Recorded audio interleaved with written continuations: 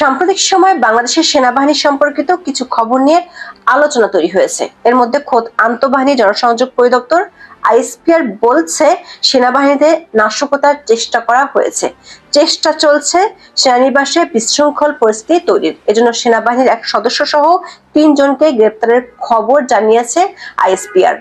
এরই ধারাবাহিকতায় ঢাকা সেনানিবাস ঘিরে সমাবেশ ও মিছিল সহ সব ধরনের বিক্ষোভ প্রদর্শন নিষিদ্ধ করা হয়েছে। প্রশ্ন দেখা দিয়েছে, এর সাথে কি অন্য কিছুর যোগসাজশ আছে?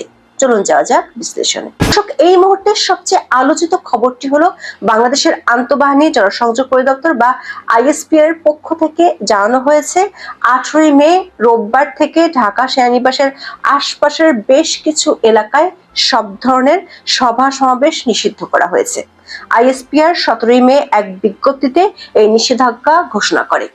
এই নিষেধাজ্ঞা 18 মে রোববার থেকে পরবর্তী নির্দেশ না দেওয়া পর্যন্ত অনির্দিষ্টকালের জন্য বহাল থাকবে। এই নিষেধাজ্ঞার কারণ হিসেবে আইএসপিআর বলছে, সর্বসাধারণের চলাচল ও জনশৃঙ্খলা রক্ষার স্বার্থে এই পদক্ষেপ নেওয়া হয়েছে।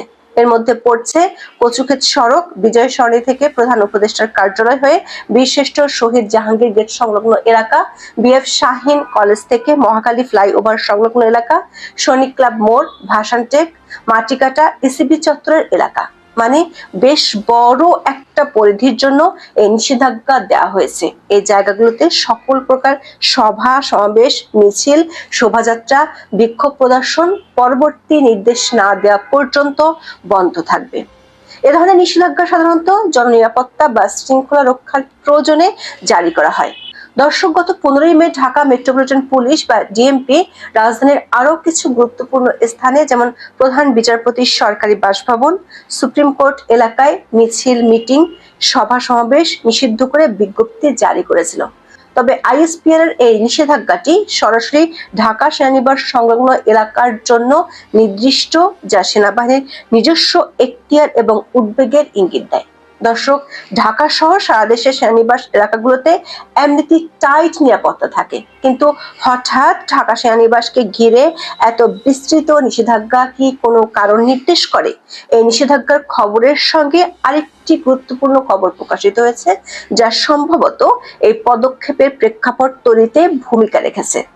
আইএসপিআর 17 মে আরেকটি বিজ্ঞপ্তিতে জানিয়েছে যে সেনাবাহিনীর বরখাস্ত হওয়া এক সৈনিক নাইমুল ইসলাম এবং তার সাথে আরো 2 জনকে গ্রেপ্তার করা হয়েছে। গ্রেপ্তারের যে অভিযোগ সেটি বেশ গুরুতর। আইএসপিআর বলছে এরা নাশকতা এবং বিশৃঙ্খল পরিস্থিতি সৃষ্টি করতে চেয়েছিল। আইএসপিআর এর বিজ্ঞপ্তিতে বলা হয়েছে, সৈনিক নাইমুল ইসলাম গত 5 আগস্টের পর থেকে শৃঙ্খলা ভঙ্গের অভিযোগে বরখাস্ত হওয়া কিছু সেনা সদস্যকে নিয়ে বিভিন্ন গণমাধ্যমে উস্কানিমূলক বক্তব্য দিয়ে আসছিলেন। এরই ধারাবাহিকতায় তিনি 18 মে ঢাকা সেনানিবাসের প্রবেশপথে বিক্ষোভ সমাবেশের নামে বড় ধরনের নাশকতা সৃষ্টির পরিকল্পনা এবং বিভিন্ন সোশ্যাল মিডিয়ায় এই সংক্রান্ত উস্কানিমূলক প্রচারণা চালাচ্ছিলেন। আইএসপিআর আরো জানিয়েছে যে এই ধরনের শৃঙ্খলা বহির্ভূত কর্মকাণ্ড থেকে নাইমুলকে নিবৃত্ত করার জন্য সেনাবাহিনীর একটি প্রতিনিধি দল 17 মে দুপুর 2টায় খিলক্ষেত বটতলা বাজার এলাকায় তার সঙ্গে যোগাযোগের চেষ্টা করে, কিন্তু তিনি তার সহযোগীদের নিয়ে সেখানে উপস্থিত একজন সেনা সদস্যের উপর অস্ত্র নিয়ে অতর্কিত হামলা চালান। এরপর আশপাশের সেনা ক্যাম্প থেকে একটি টহল দল ঘটনাস্থলে পৌঁছে নাইমুল ও তার 2 সহযোগীকে গ্রেপ্তার করে। আইএসপিআর জানিয়েছে, সৈনিক নাইমুল ইসলামের বিরুদ্ধে আগেও অভিযোগ ছিল। স্ত্রীর কাছ থেকে যৌতুক দাবি, শারীরিক ও মানসিক নির্যাতন এবং বিভিন্ন সামরিক শৃঙ্খলা পরিপন্থী কাজে তিনি জড়িত ছিলেন। সেজন্য তাকে চাকরি থেকে বরখাস্ত করা হয়েছিল।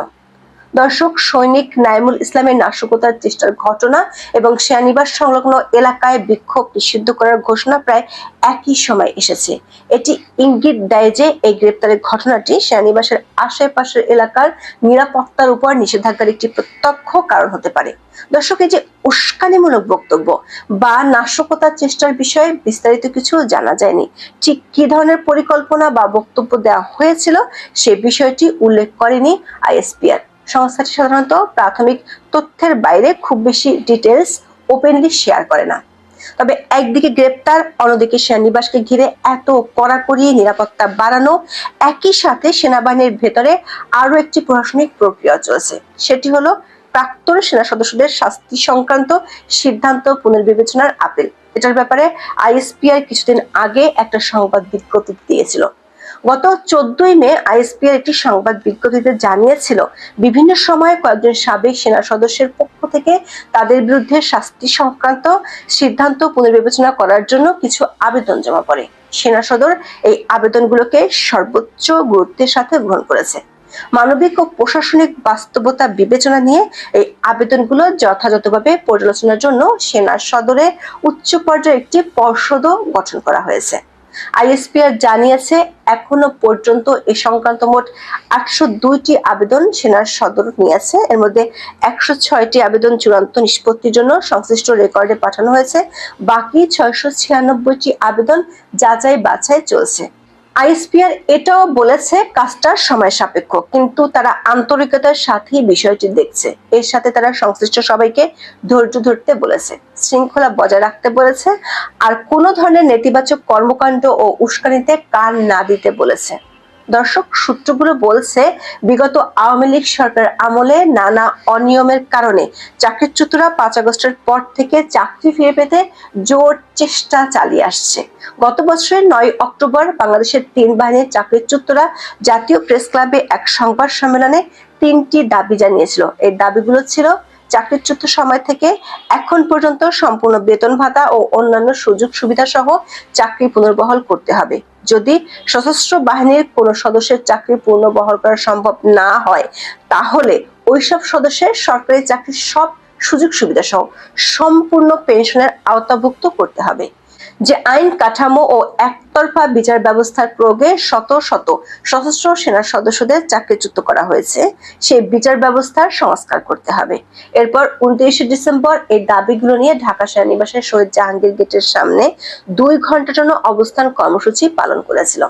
সেনাবাহিনীর একাধিক সূত্র বলছে, স্নাইপার শুভ্র সহ বেশ কয়েকজন এরই মধ্যে বিষয়টি নিয়ে সেনাবাহিনীর ভেতরে পরিস্থিতি উত্তপ্ত করার চেষ্টা করেছিল।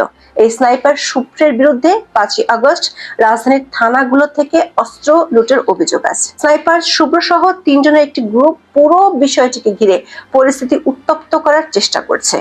এরই মধ্যে তারা পিলখানা হত্যাকাণ্ডের সাথে জড়িত একটি গ্রুপকে সাথে নিয়ে পরিস্থিতি উত্তল করার চেষ্টা করছিল, যেটি নিয়ে পরে বাধ্য হয়ে সেনাপ্রধান জেনারেল ওয়াকারুজ্জামান বক্তব্য দিতে বাধ্য হয়েছিলেন। দর্শক, একাধিক সূত্র বলছে, সেনা অভ্যন্তরে অস্থিতিশীল পরিবেশ তৈরি করার সাথে যে গ্রুপটি কাজ করছে, তার সাথে বিগত সরকারের সময় জঙ্গি সংশ্লিষ্টতার অভিযোগে চাকরিচ্যুত ও ফেরার একজন আর্মি অফিসার জড়িত আছে। সেনা সূত্রগুলো বলছে, এই মুহূর্তে রাখাইন করিডোর ইস্যুতে সেনাবাহিনী ও সরকারের মধ্যে কিছুটা দূরত্ব তৈরি হয়েছে। এমন খবর আন্তর্জাতিক কিছু গণমাধ্যমে এরই মধ্যে প্রকাশিত হয়েছে।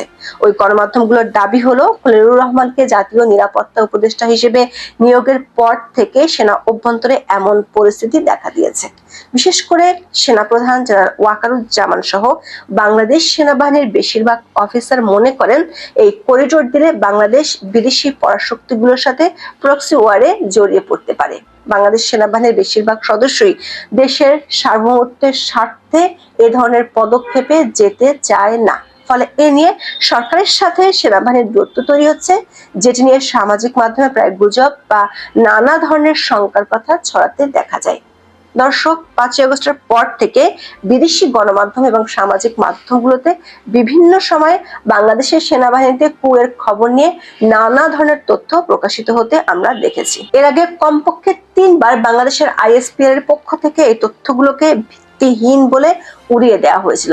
সবশেষ গত 11 মার্চ একাধিক বিদেশি গণমাধ্যমের খবরে দাবি করা হয়েছিল, বাংলাদেশের একজন লেফটেন্যান্ট জেনারেল বাংলাদেশ সেনাবাহিনীর বর্তমান প্রধান জেনারেল ওয়াকারুজ্জামানকে উৎখাতের চেষ্টা করেছেন। দর্শক, বিভিন্ন দাপ্তরিক প্রতিবেদন থেকে বাংলাদেশ সেনাবাহিনীতে গত 50 বছরে 5টি বড় ধরনের কুয়ের কথা জানা যায়। সবশেষটি বিগত আওয়ামী লীগ সরকার আমলে 2012 সালে। ওই বছরের 20 জানুয়ারি বাংলাদেশের সেনা দপ্তর থেকে প্রেস ব্রিফিং করে একটি ব্যর্থ অভ্যুত্থানের কথা জানানো হয়েছিল। তখন বাংলাদেশ সেনাবাহিনী বলেছিল, শেখ হাসিনার সরকারকে উৎখাতের ব্যাপারে কিছু কর্মকর্তার এক চেষ্টা নস্যাৎ করা হয়েছে। দর্শক, সূত্রগুলো বলছে, দেশের রাজনৈতিক অস্থিতিশীলতা চললে বাংলাদেশ সেনাবাহিনীতে অতীতে অনেক সময় ছোটখাটো অস্থিরতা দেখা গেছে, কিন্তু এসব খবর সেনাবাহিনী বা সরকারের পক্ষ থেকে প্রকাশ না করলে বাইরে আসে না।